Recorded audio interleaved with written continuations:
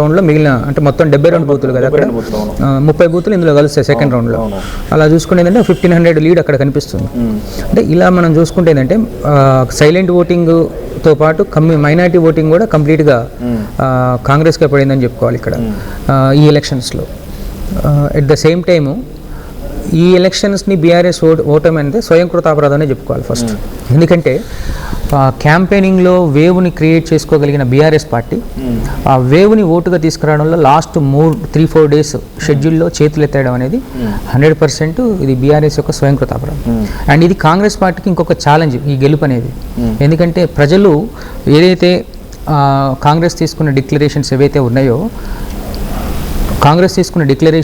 ఉన్నాయో వాటి మీద ఇంకొకసారి అవకాశం ఇచ్చి ఈసారైనా చేస్తారో చేయరో చూడరని ఒక ఛాలెంజ్గా ఇప్పుడు జూబ్లీహిల్స్ని గెలిపించారని అనుకోవాలి అక్కడ.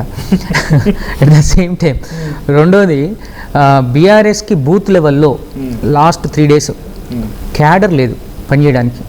అంటే ఓటర్ని పోలింగ్ బూత్ దాకా తీసుకొచ్చే క్యాడర్ అనేది లేకుండా అబ్స్కాండ్ అయిపోయింది అక్కడ.